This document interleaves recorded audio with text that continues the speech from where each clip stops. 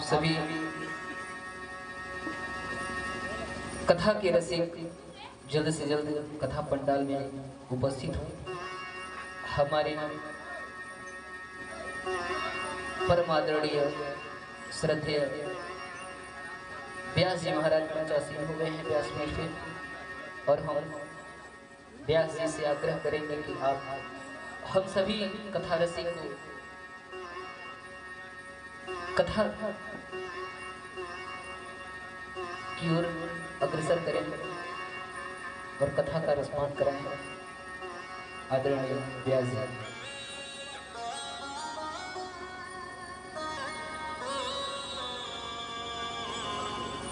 हरि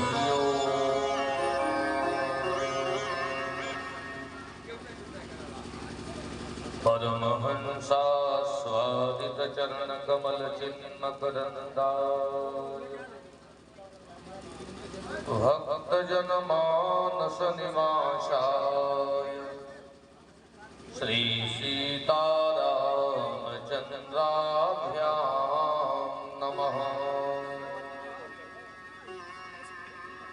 स्वस्ति श्री गणेशाय नमः। श्री सरस्वत्यै नमः। स्मद्गुरु चरण कमलेभ्यो नमः। वाञ्छाकल्पतरुभ्यश्च कृपा सिन्धुभ्यैव च पतितानां पावनेभ्यो वैष्णवेभ्यो नमो नमः।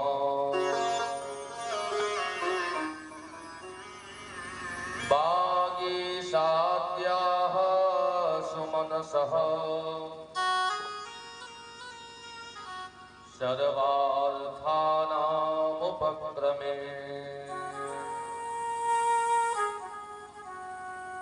यं नत्वा कृतकृत्या स्युः तं नमामि गजाननम्। आगच्छ वायुसूनो त्वं मया श्रीमद्भागवती कथा प्रारभ्यते भव श्रोता गृहाणाशनमोत्तमा।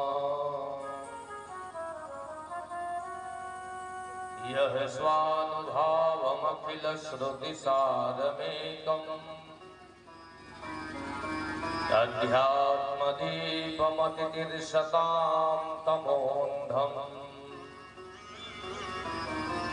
संसारिणां करुणयाः पुराणगुह्यम् तं व्यासशोनमुपयामि गुरुं मुनीनाम्। नारायणं नमस्कृत्य नरं चैव नरोत्तमम् देवीं सरस्वतीं व्यासं ततो जयमुदीरये। कान्तिः स्थिताम्बृशतिनिन्दितसारबिन्दो यत्रैकतो विलसिताङ्गशोभा वृन्दावनेऽपि कृतया मुनगाङ्गसाङ्गम् श्रीराधा मुकुन्दयुगलं तदहं नमामि।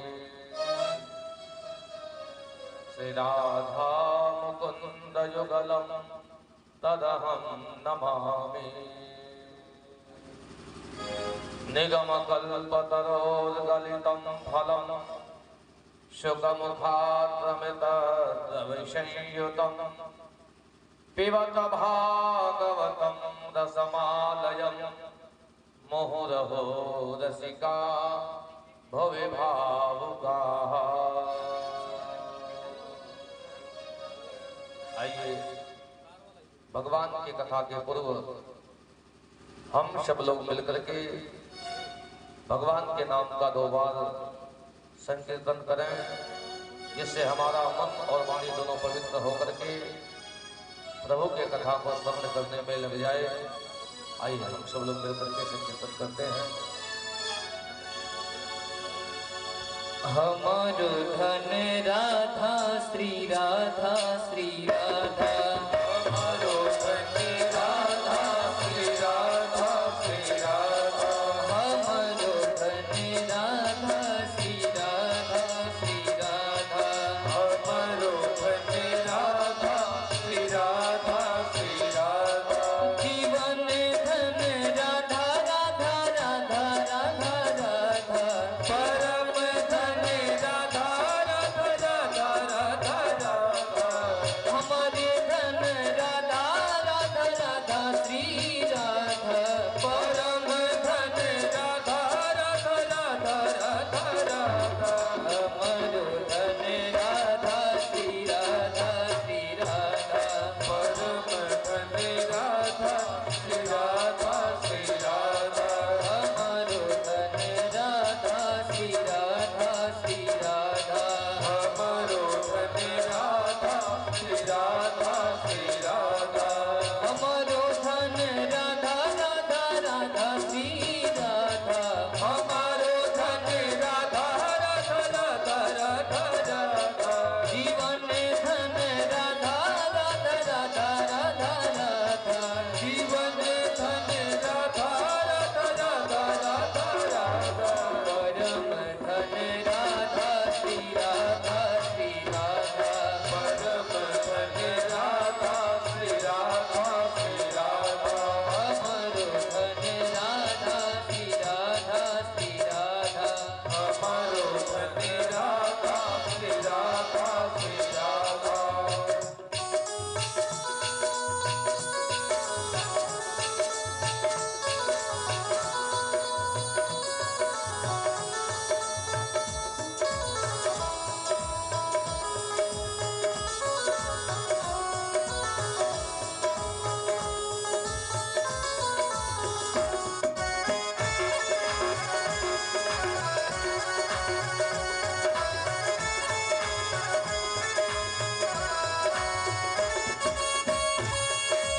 राधा राधा राधे राधे राधे राधे राधे राधे, वृंदावन में राधे राधे, यमुना तट पर राधे राधे राधे राधे राधे राधे, परम धन राधा राधा राधा राधा राधा, परम धन राधा राधा राधा राधा राधा, हमारो धन राधा राधा राधा राधा राधा, हमारो धन राधा राधा राधा राधा राधा, हमारो धन राधा श्री राधा श्री राधा, हमारो धन राधा श्री राधा श्री राधा, हमारो धन राधा श्री राधा श्री राधा, हमारो धन राधा श्री राधा श्री राधा, हमारो धन राधा श्री राधा श्री राधा, भारत हरि राधा श्री राधा श्री राधा,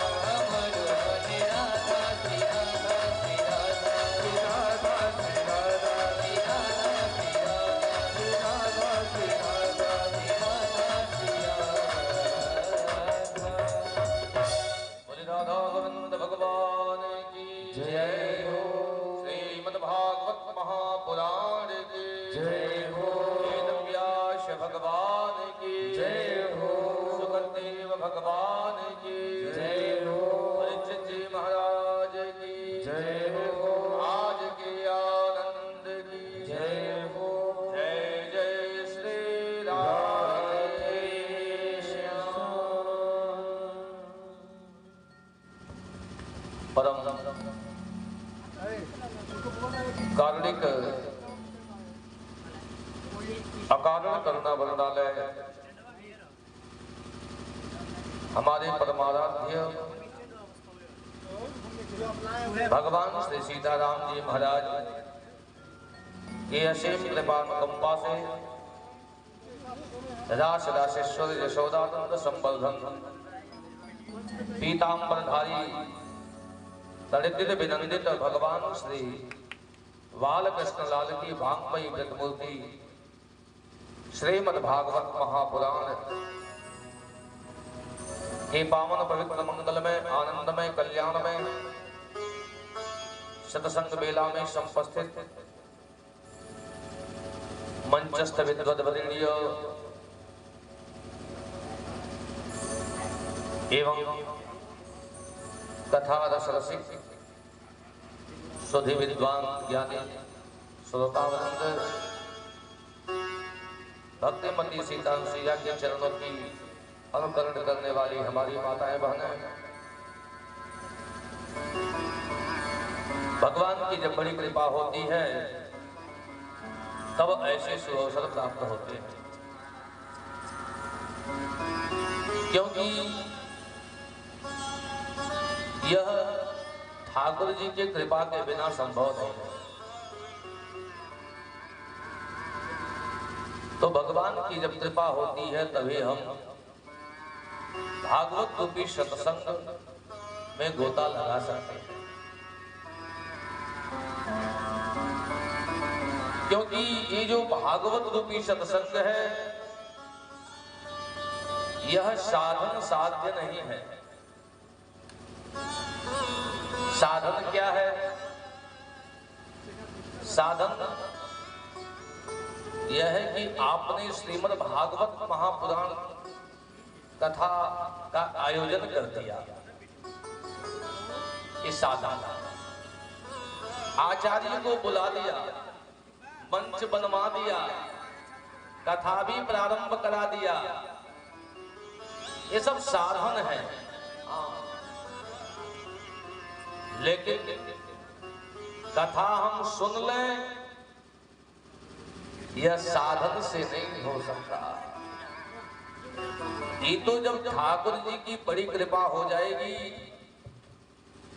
उनकी कृपा होगी तभी हम जो है इसको सुन सकते हैं, नहीं तो घर में ही कथा चलेगा, बगल में ही कथा चलेगा और हम श्रवण नहीं कर पाएंगे, क्योंकि जब तक ठाकुर जी की कृपा नहीं होगी तब तक हम चाह करके भी नहीं श्रवण कर सकते, क्योंकि भगवान किसी और काम में आपको लगा देंगे, दूसरा दिखा देंगे, मार्ग चलो इधर, कहाँ जा रहे हो कथा में, क्योंकि ये कथा तो उनकी कृपा से ही संभव है, सुलभ है। तो ठाकुर जी की कृपा है, अब तो हम सुनने के लिए बैठे हैं। गोस्वामी जी कहते हैं, यह गुण साधन ते नहीं होई, यह गुण साधन से नहीं होई, यह गुण साधन ते नहीं होई, यह गुण साधन ते नहीं होई, यह गुण साधन ते नहीं होई, ये गुण साधन ते नहीं होई, यह गुण साधन ते नहीं होई, यह गुण साधन ते नहीं होई, पाव कोई कोई तुम्हारी कृपा, पाव कोई कोई हरि के कृपा, पाव कोई कोई हरि के कृपा, पाव कोई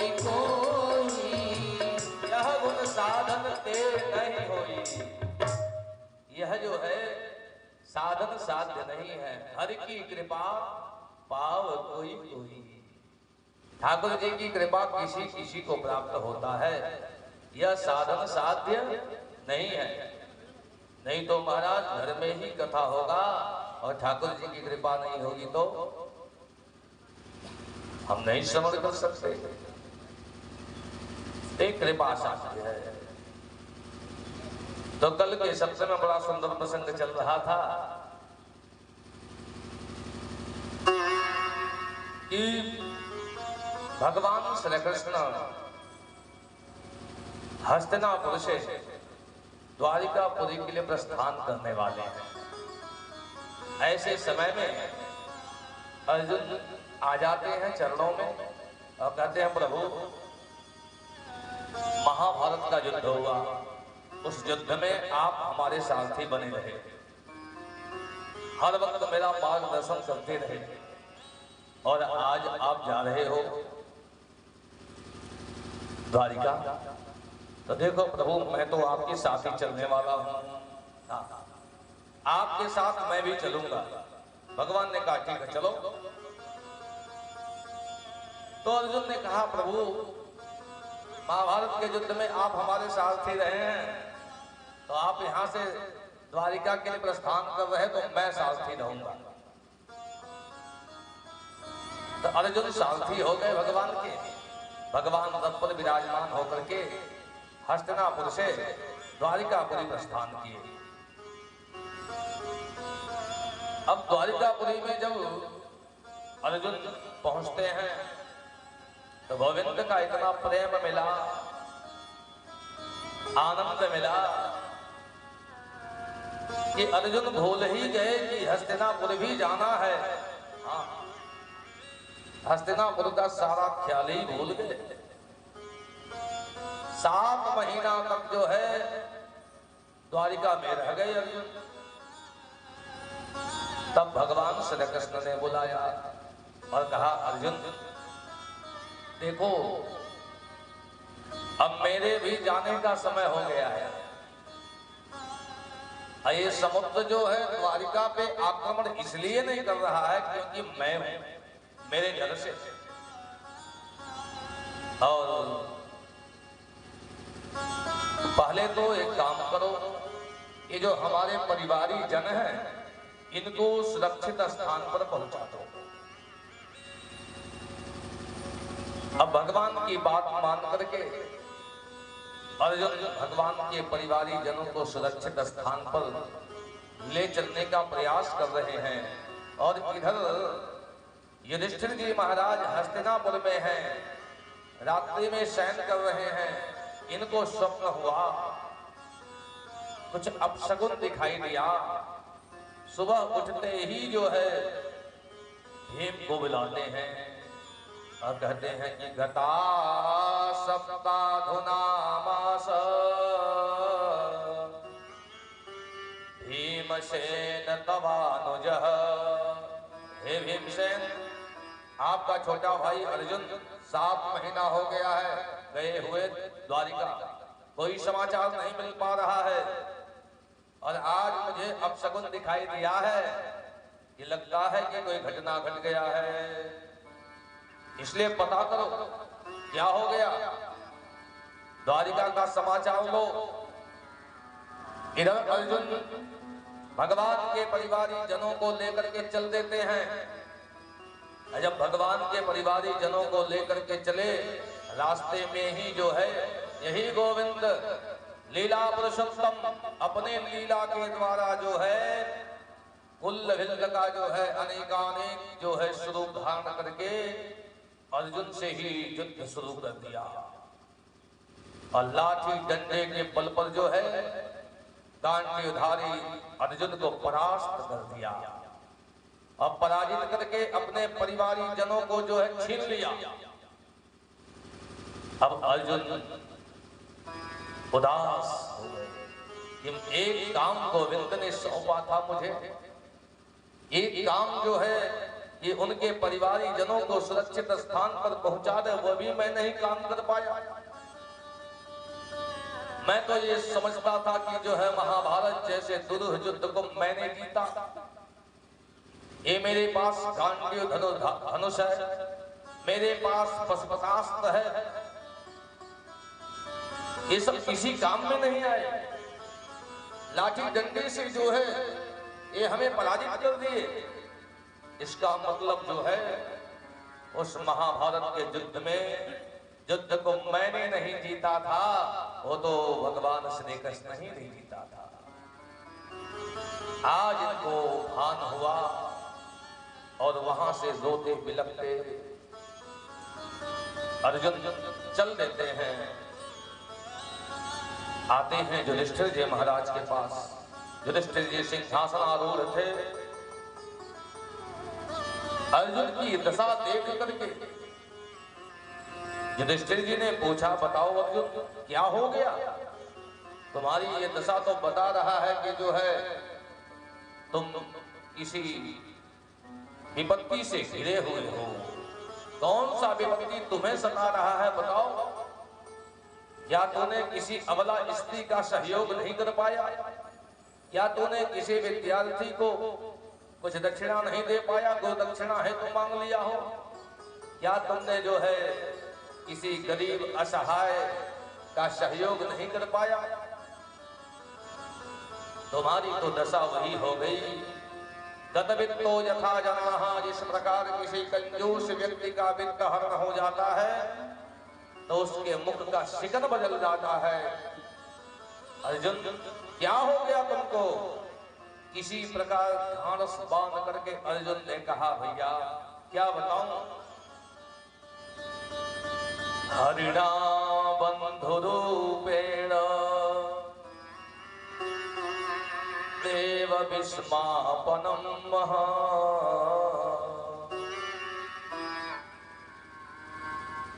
हरिणा बंधु रूपेण देव विस्मापनम महत्।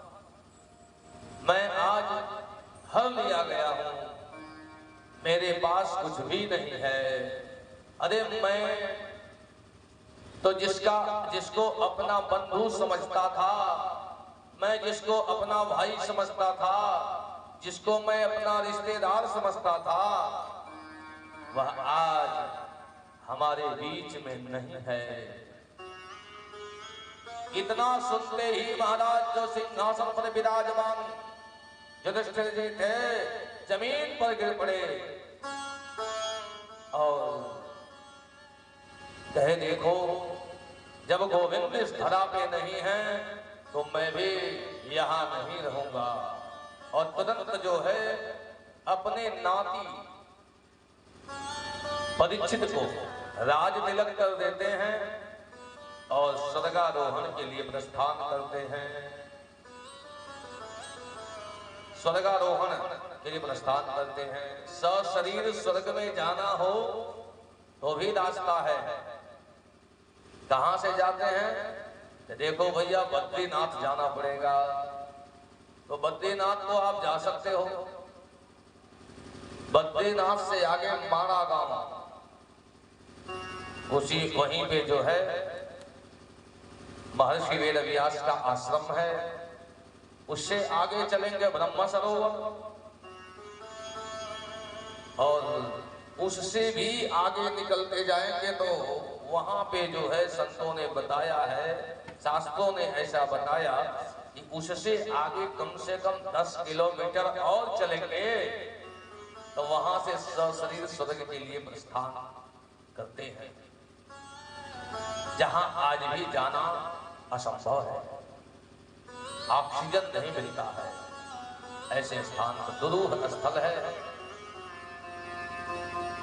उस स्थान पे जाने के लिए, स्वर्ग में जाने के लिए चल देते हैं युधिष्ठिर जी महाराज। और जब युधिष्ठिर जी चले तो उनके पीछे जो है, उनके पीछे भीम हो गए, भीम के पीछे अर्जुन हो गए, अर्जुन के पीछे नकुल हो गए, नकुल के पीछे सहदेव हो गए, और सहदेव के पीछे द्रौपदी हो गई। सब चल दिए महाराज। अब कुछ दूर चलते चलते द्रौपदी थक करके गिर जाती है, चिल्लाने लगती है, स्वामी अरे रुक जाओ, मैं चल नहीं पा रही हूँ। किसी ने पीछे मुड़ करके देखा नहीं, सब लोग भगवान का स्मरण करते हुए आगे बढ़ते चले। द्रौपदी भी जो है वही भगवान का स्मरण करने लगी और स्मरण करते करते जो है अपने शरीर को शांत कर देती है। और आगे जब बढ़े तो अर्जुन, नकुल, सहदेव का भी शरीर नष्ट हो जाता है। भीम जी महाराज कुछ दूर और आगे चलते हैं, फिर जो है उस पहाड़ी एरिया में पर्वतों के मध्य में जो है ये भी गल जाते हैं। अकेले स्वर्ग के जो है उस द्वार पर युधिष्ठिर जी महाराज पहुंचे।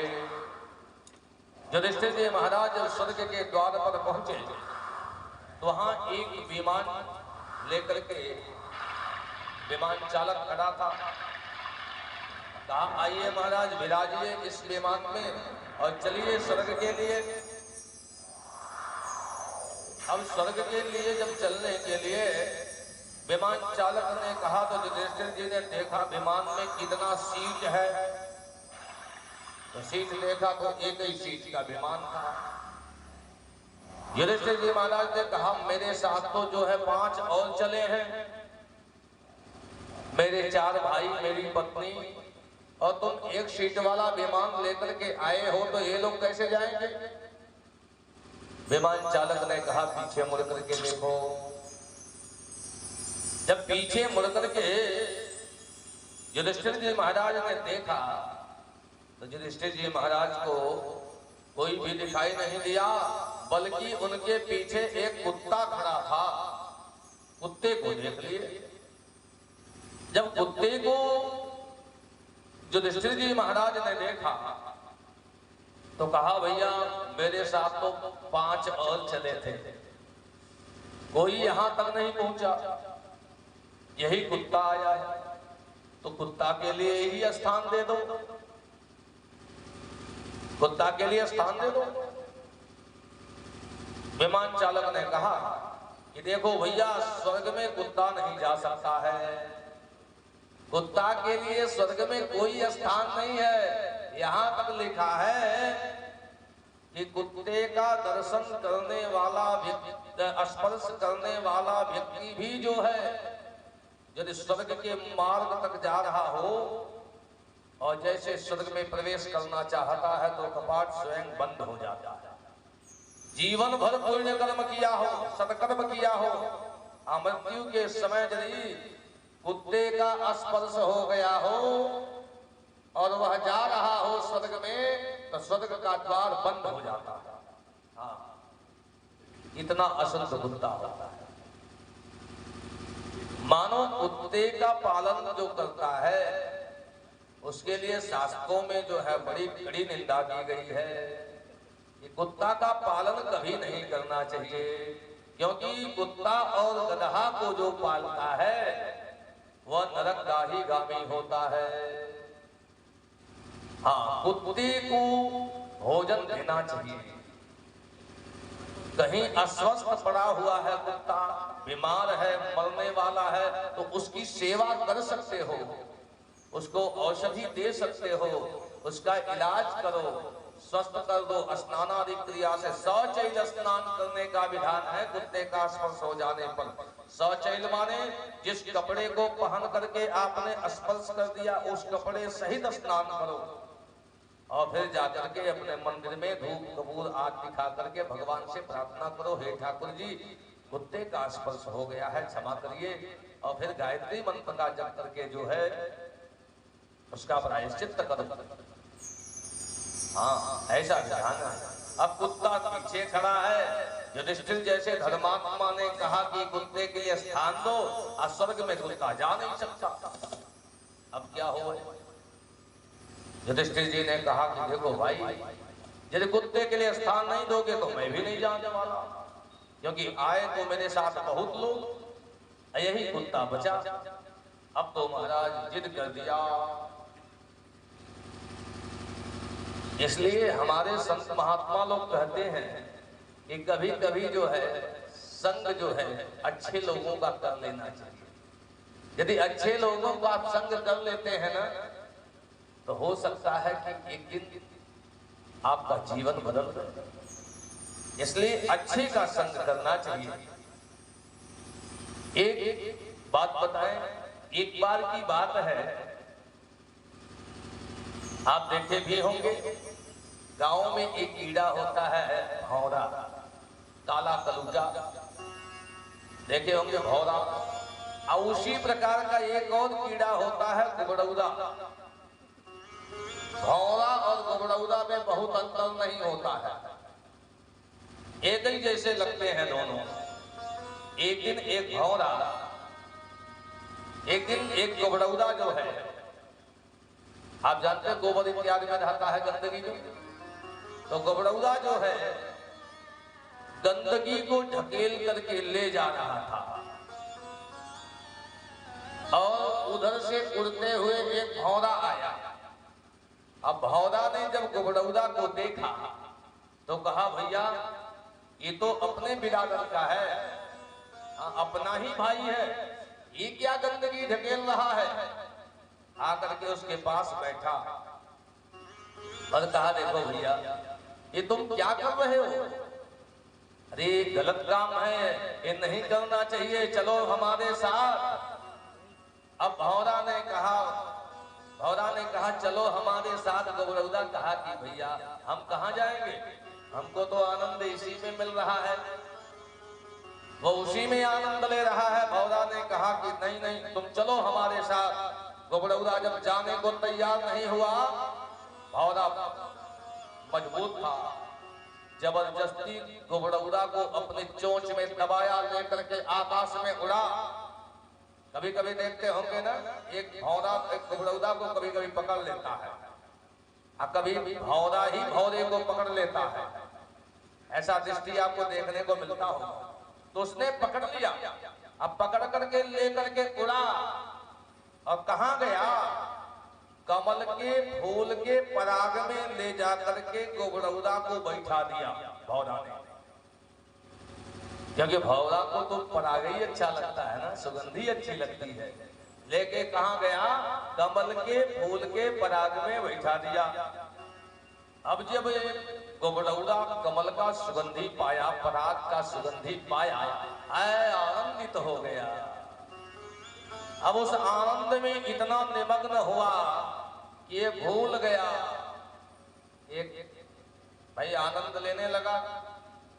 अब आनंद में भूल गया महाराज कि हमको कहीं और जाना भी है, तो जाए तो कहाँ जाए, नीचे पानी है। हाँ, अभी समझ ही नहीं पावे, तो कहे इसी में आनंद है, आनंद लेते रहो।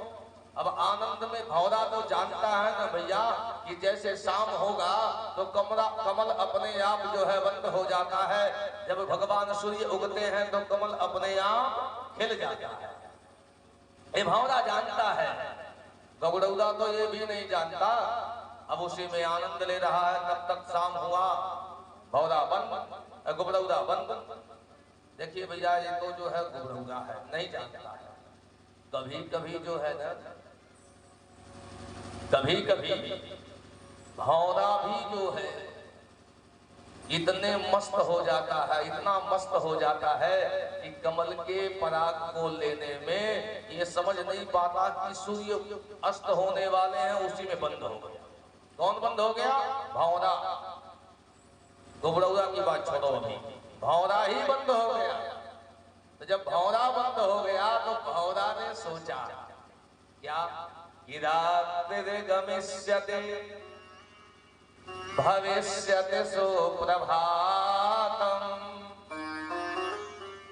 रात्रि गमिष्यति भविष्यति सुप्रभातम्। रात बीतेगी, सवेरा होगा, तो क्या होगा, भास्वानुदिश्यति हसिष्यति पंकजश्री। भगवान सूर्य जो है प्रकाशित होंगे और एक कमल खिल जाएगा। ये सोच रहा है, बंद हो गया है तो। लेकिन हुआ क्या, इत्थं विचिन्तयति कोशगते तिरेफे। ऐसा विचार कर रहा है भौरा हुआ क्या, एक हाथी, बोले कृष्णचंद्र भगवान की जय। हुआ क्या, उधर से एक हाथी आया और हा हंत हंत नलने गजो चहारा,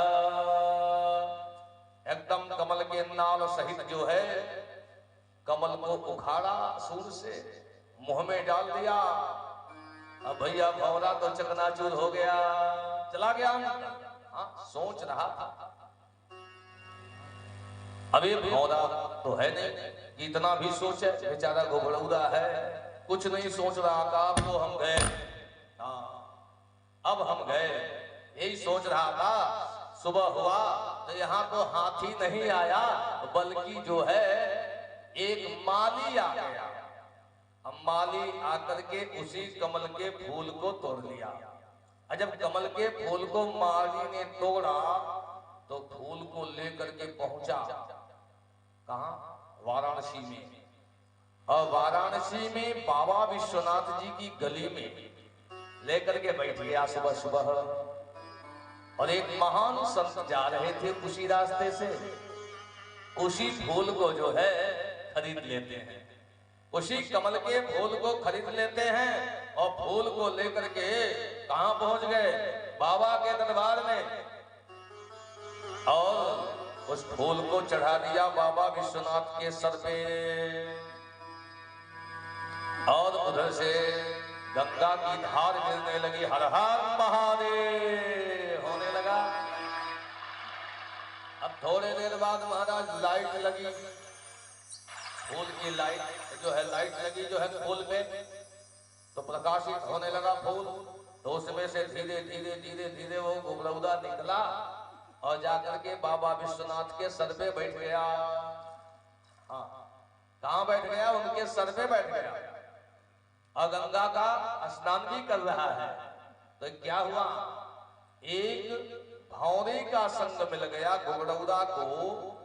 तो बाबा विश्वनाथ का दर्शन भी किया, गंगा का स्नान भी कर लिया। ये संग का प्रभाव है। तो कहते हैं संगत करिए ऊंच की,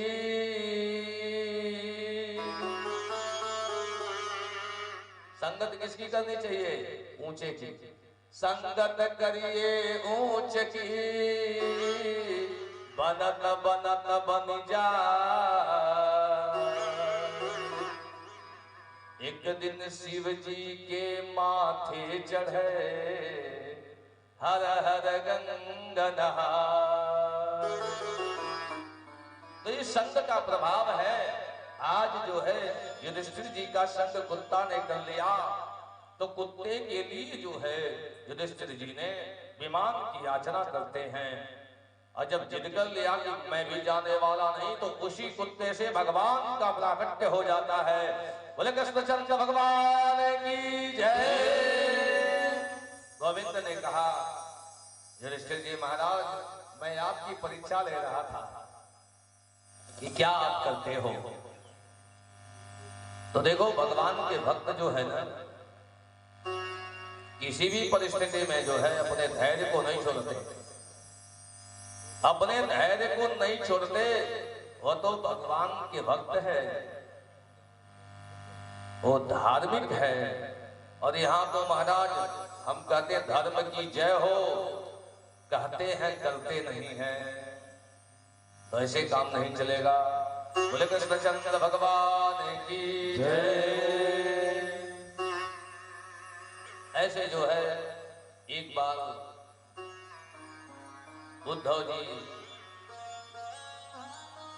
विदुर जी से मिलते हैं। जब विदुर जी से मिलते हैं तो विदुर जी से कहते हैं कि देखो मैं तो जा रहा हूं तपस्या करने के लिए, और तपस्या करने के लिए मैं जा रहा हूं, और आप जाकर के मैत्रेय मुनि से सत्संग कर लेना। मैत्रेय जी से, और मैत्रेय जी को भी बता दिए थे कि विदुर जी आपके पास आएंगे तो उनको सत्संग करा देना। विदुर जी जो है मैत्रेय जी के पास पहुंचे और मैत्रेय जी जो है विदुर जी जो को आसन दिया, बैठाया। विदुर जी ने हाथ जोड़ करके प्रार्थना किया, महात्मा ये पूरा संसार जो है सुख चाहता है, कोई ऐसा संसार का प्राणी नहीं है जो दुख चाहता हो, सबके सब सुख चाहते हैं। और ये सुख है कहां?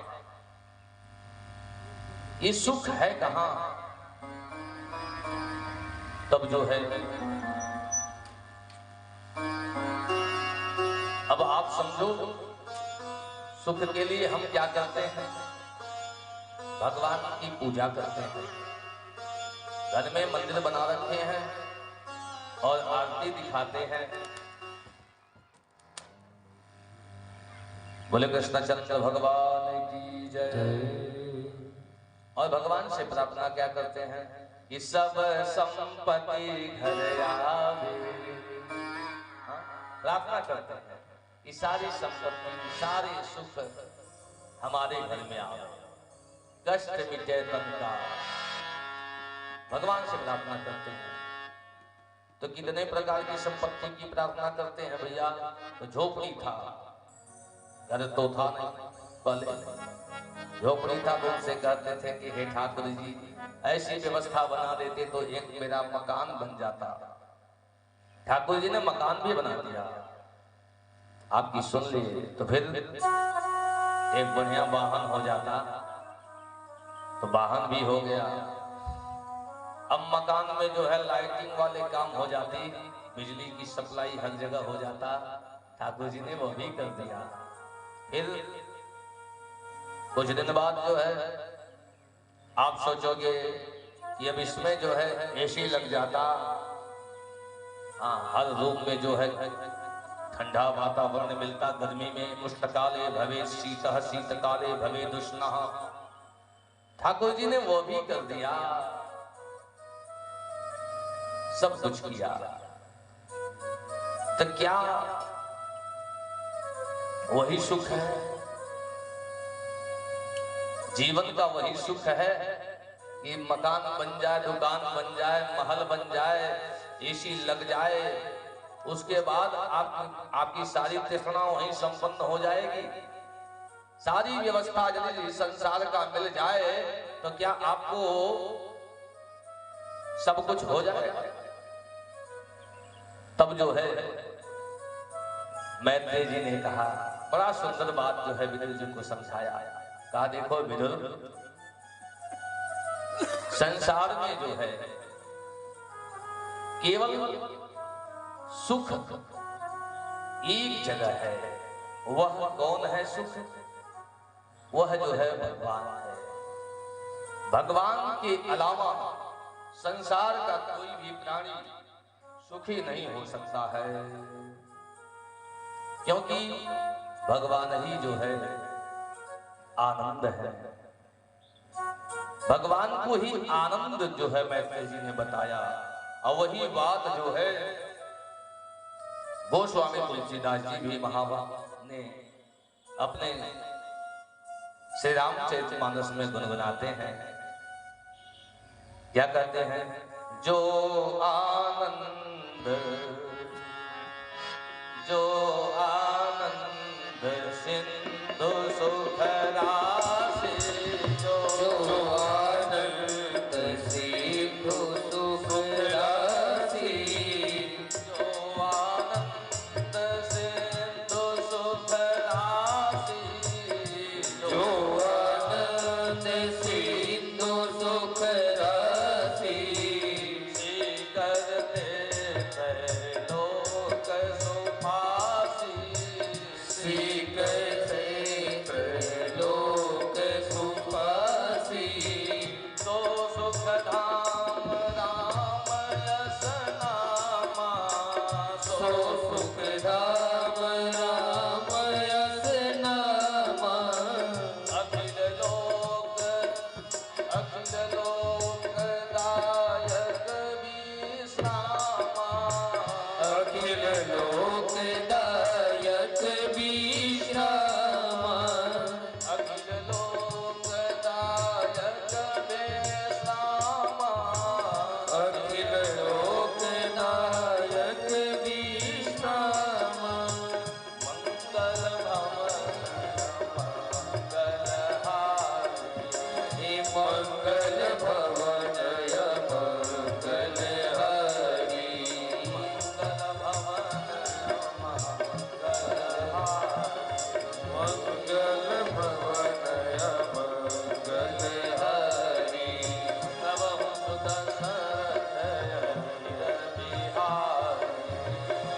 सर्वभूत दशरथ अधीर बिहारी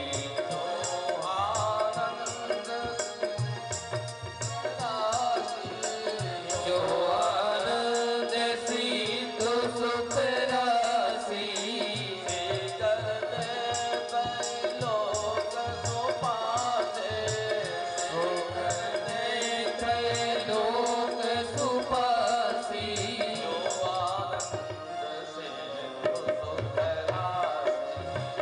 जो आनंद सिंधु सुख राशि जो आनंद सिंधु सुख राशि। वो स्वामी जी कहते हैं कि आनंद सिंधु सुख राशि कौन है? भगवान राम जी हैं। मंगल भवन, हमने सुख की कामना से तो ये मकान बनवाया, मकान बनवाया रहने के लिए। विद्यालय किस लिए होता है? विद्या को अर्जन करने के लिए। हम जब विद्यालय में जाते हैं तो वहां जो है विद्यालय में जो है विद्या प्राप्त होता है। पुस्तकालय में जाते हैं तो वहां पुस्तक मिलता है। भोजनालय में जाते हैं तो भोजन मिलता है। और कोई व्यक्ति भोजनालय में पहुंच जाए और कहे कि भैया हमें तो जो है वैयाकरण सिद्धांत कौमुदी पढ़ना है, पढ़ा दो। तो क्या भोजनालय में जो है वैयाकरण सिद्धांत कौमुदी पढ़ाने वाला कोई मिलेगा? उसके लिए तो आपको विद्यालय जाना पड़ेगा। अब विद्यालय में जाकर के कोई कहे कि हमको भैया जो है रोटी सब्जी चावल दे दो, तो वहां तो जो है भोजनालय तो है। उसी प्रकार मनुष्य आज जो है ये जो मकान है क्यों बनवाता है? सुख के लिए। सुखालय उसको बनाया तो सुख के लिए, लेकिन वास्तव में सुख का घर तो हमारे गोविंद है। सुख के घर जो है परमात्मा है। आप यदि संसार में सुख कहीं खोजोगे तो कहीं मिलने वाला नहीं। कल की कथा में आपने श्रवण किया था कि कुंती ने जो है कन्हैया से क्या मांगती है कि विपदः सन्तु नः शश्वत् तत्र तत्र जगत गुरो। हे कन्हैया दे दो हमें क्या? विपत्ति। तो भैया विपत्ति तो भगवान के पास है ही नहीं। विपत्ति भगवान के पास नहीं है तो कहां से दे दें? भगवान के पास तो केवल जो है संपत्ति ही है, सुख ही है। हाँ? मंगल भवन, मंगल का घर है ठाकुर जी, अमंगलहारी। तो अमंगल को हरण करने वाले हैं, दुख को हरण करने वाले गोविंद हैं। और जाकर के ठाकुर जी से कोई विपत्ति मांगे, अमंगल मांगे तो कहां से दे पाएंगे गोविंद? वो तो सदा सर्वदा मंगल ही करते हैं। यदि भगवान से भक्त भी अमंगल मांगता है, दुख मांगता है, तब भी भगवान नहीं दे पाते, क्योंकि उनके पास अमंगल है ही नहीं है।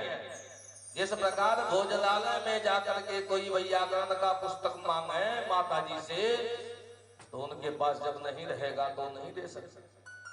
वहां तो आपको भोजन ही मिलेगा। कहने का भाव, जिसके पास जो वस्तु है वही दे सकता है। तो संसारी मनुष्यों के पास जो है दुख के अलावा और कुछ भी नहीं है। इसलिए यदि सुख चाहते हो तो संसारी मनुष्यों के पास न जाकर के भगवान के शरण में चले जाओ, क्योंकि वही सुख है। भगवान के पास ही सुख है। यही मैत्रेय जी विदुर जी को समझाते हैं। बड़ी सुंदर भाव में समझाते हैं। और यही कथा आगे विस्तार लेते हुए अब यहाँ जो महाराज परीक्षित राजा हो गए हैं, ऐसे समय में बोले कृष्णचंद्र भगवान की जय।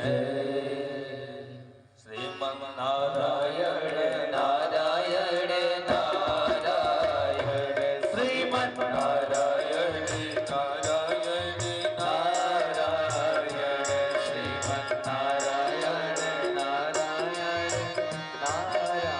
भगवान से क्या कहना है? नारायण नारायण नारायण। हर हाल में खुश रहना,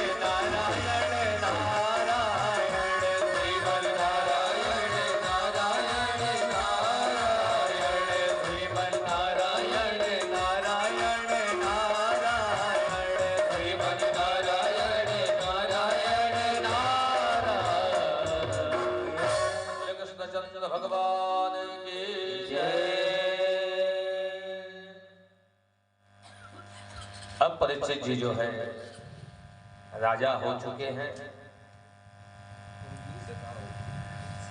और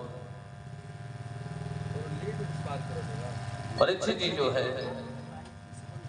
अपने पूरी राज्य में जाकर के प्रजाओं के यहाँ देखते हैं कि हमारे प्रजा में किसी को किसी प्रकार का कष्ट तो नहीं है। राजा का दायित्व भी होता है कि अपने प्रजा का जो है दर्शन करना, देखना कि हमारी प्रजा दुखी तो नहीं है। जासु राज प्रिय प्रजा दुखारी, जिस राजा के राज्य में प्रजा दुखी हो तो महाराज उस राजा का नरक होता है। ये धर्मात्मा राजा परीक्षित धर्म को जानता है। अपने राज्य का भ्रमण किया, जहां किसी प्रकार की किसी को कमी था उसे पूर्ण किया।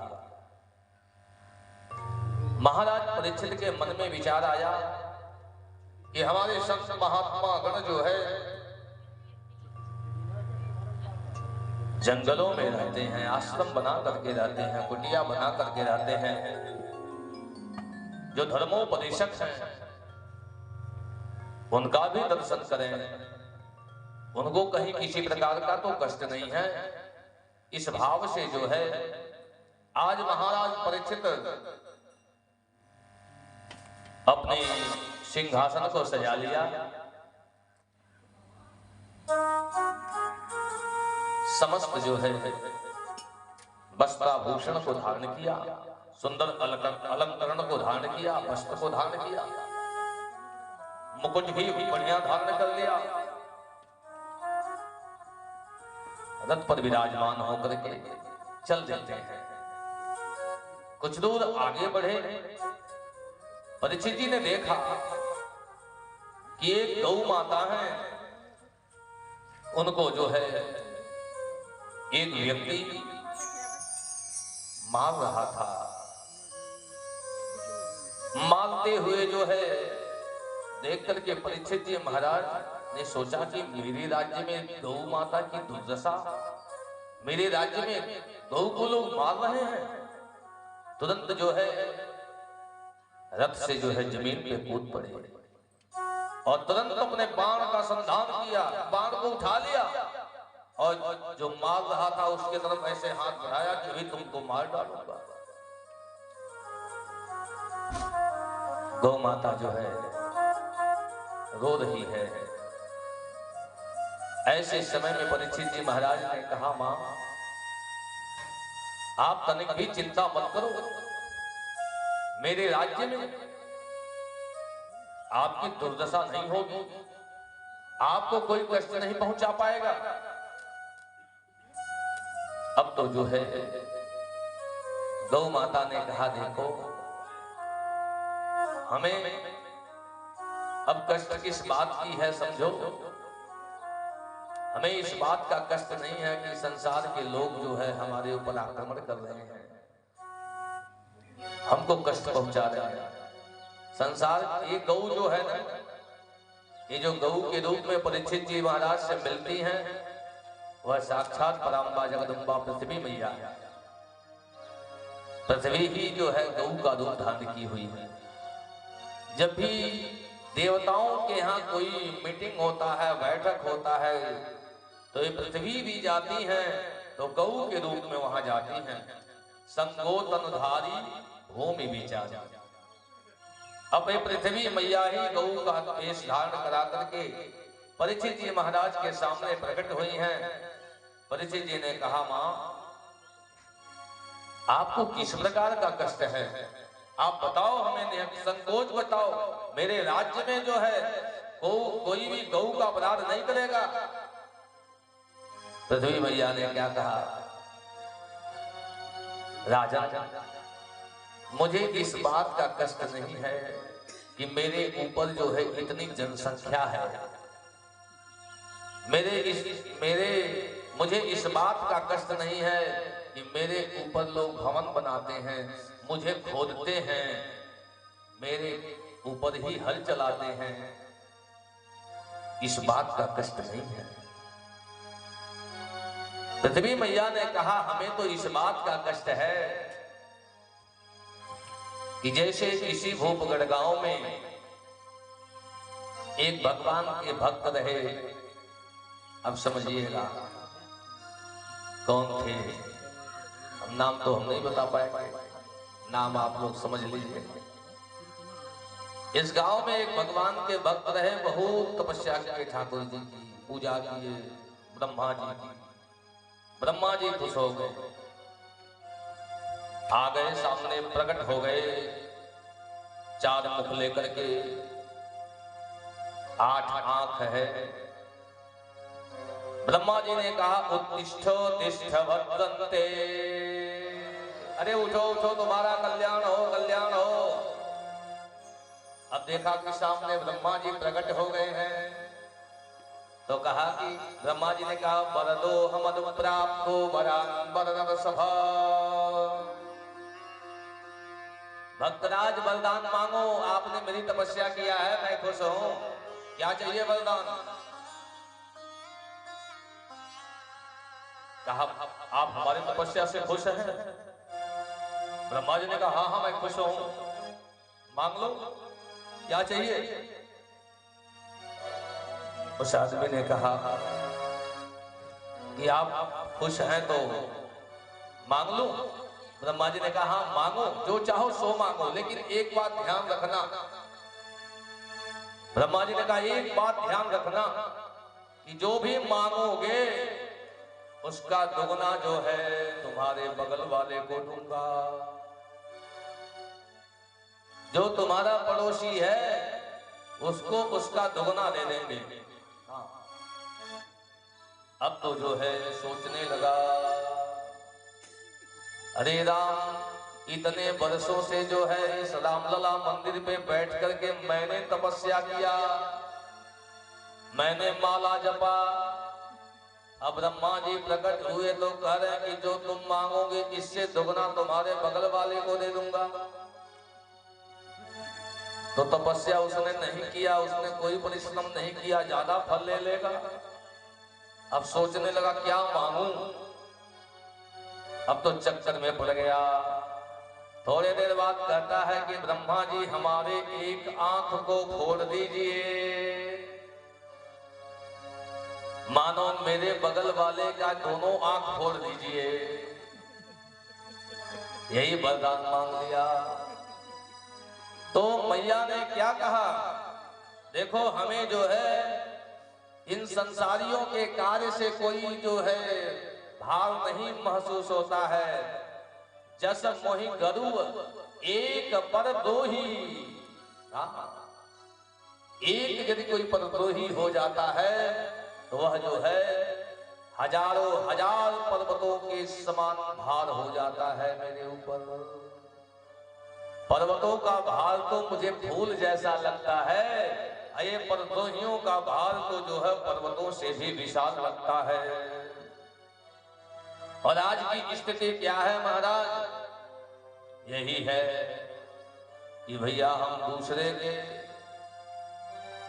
सुख से दुखी हो जाते हैं, अपने दुख से उतना दुखी नहीं होते हैं जितना दूसरे के सुख से दुखी हो जाते हैं। दूसरे के सुख को नहीं देखना चाहते। परीक्षित जी महाराज ने कहा मां तनिक भी चिंता न करो, मेरे राज्य में जो है सबको आनंद मिलेगा, सुख मिलेगा, मैं सबके घर में सारी व्यवस्था संपन्न कराऊंगा।